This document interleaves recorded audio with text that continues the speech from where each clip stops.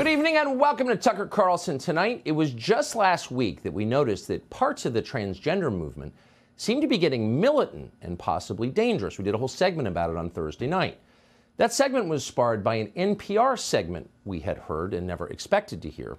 NPR has always, as a matter of editorial policy, completely opposed the civilian ownership of firearms, with the possible exception of maybe IRS agents. Yet here suddenly was that very same station, National Public Radio, positively urging trans people to buy guns, as many guns as possible, and if necessary, to use them. The world is dangerous, explained one trans gun owner. You have to be dangerous back. And that seems strange to us. Is the United States really a dangerous place for trans people? Well, West Baltimore is dangerous. You could easily get murdered there. But if you're trans in this country, obviously there are many downsides, but there do appear to be some benefits. It's a lot easier to get into Harvard, for example. It's definitely easier to get a job at Citibank or in the Biden White House. If you're transgender can so much as fly a kite, the Pentagon will happily make you an F-35 pilot, just so Hollywood can make a movie about it.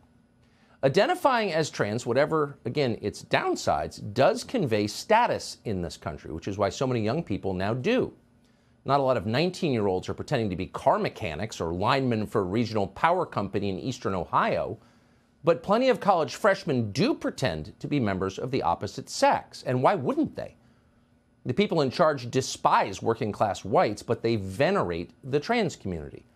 People are just responding to incentives. It's rational in a way. But that does not explain the anger that we heard in that NPR segment. Why are some trans people so angry? And why do they seem to be mad specifically at traditional Christians? We can't think of any trans person who's ever been murdered by a pastor. As far as we know, that has never happened. So it's not an actual threat of violence from Christians that's inspiring some trans people to buy AR-15s. No, it's got to be more fundamental than that. And it is. The trans movement is the mirror image of Christianity, and therefore its natural enemy. In Christianity, the price of admission is admitting that you're not God.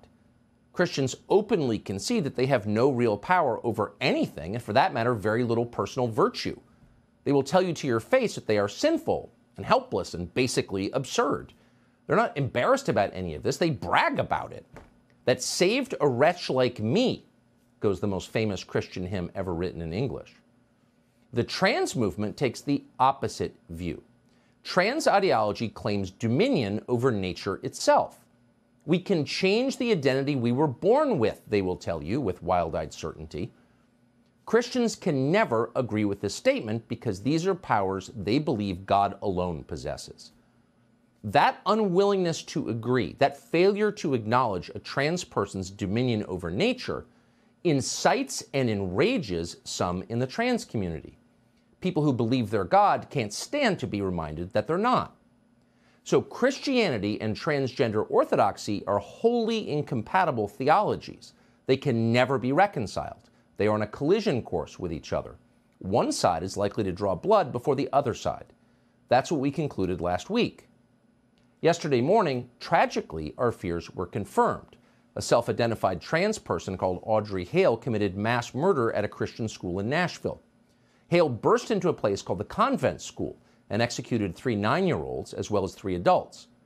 Police have released body cam footage from the end of the massacre. We're showing you just a small part of it. You can see the rest online if you want. We're not going to show it because that's too awful and sad.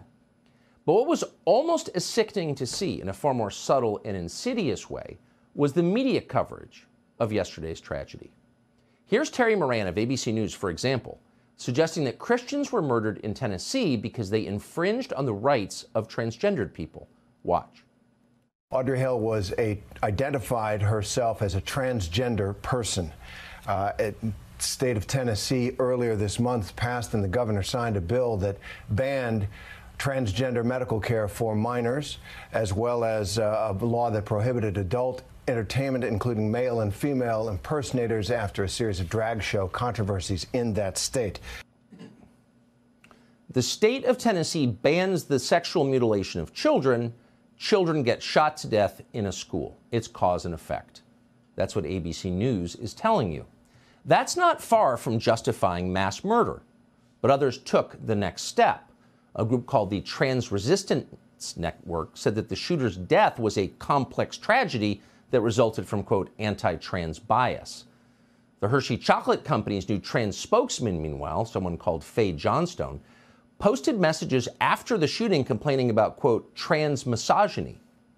In Canada, a taxpayer-funded trans rights organization put out a statement that ignored the murder of the children in Nashville entirely and instead claimed that there has been a, quote, exponential rise in anti-trans violence.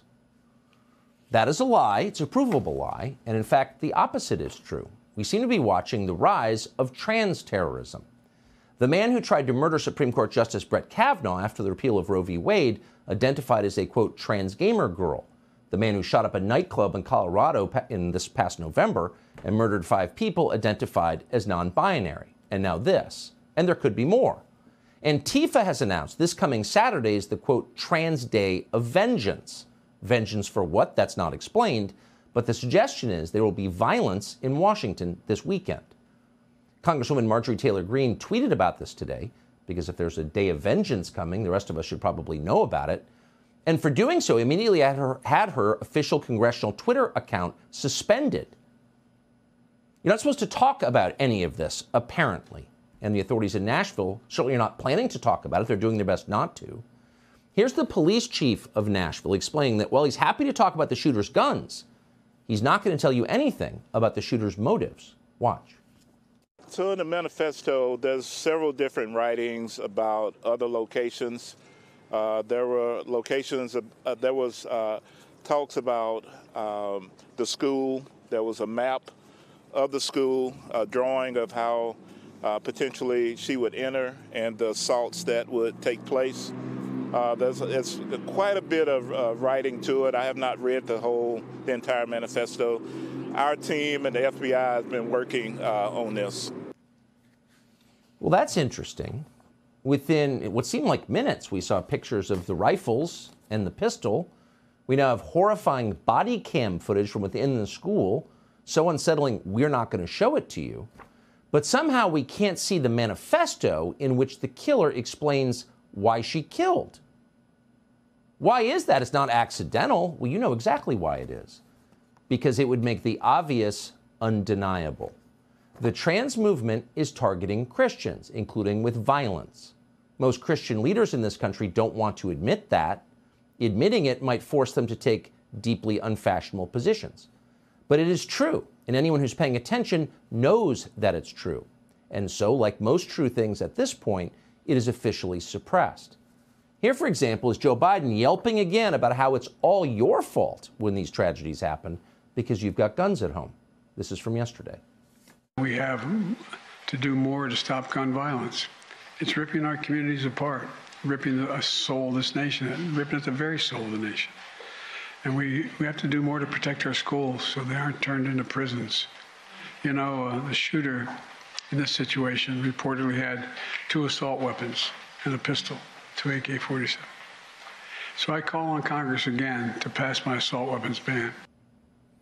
So we're going to prevent you from learning why the shooter did it, and we don't have to guess because she wrote a whole manifesto about why she did it. And we know that she did that because she told a friend of hers on Instagram that she did it. But we can't see it. We can only talk about the guns. We can't know what kind of drugs she was taking, what kind of hormones or SSRIs or benzodiazepines. We can only guess. We can only talk about the guns. Pass my assault weapons ban. That'll fix the problem. But Joe Biden is lying about that. He knows that he's lying, and you know that he's lying. Yesterday's massacre did not happen because of lax gun laws. Yesterday's massacre happened because of a deranged and demonic ideology that is infecting this country with the encouragement of people like Joe Biden. Let's start by being honest about that. Subscribe to the Fox News YouTube channel to catch our nightly opens, stories that are changing the world and changing your life. From Tucker Carlson Tonight.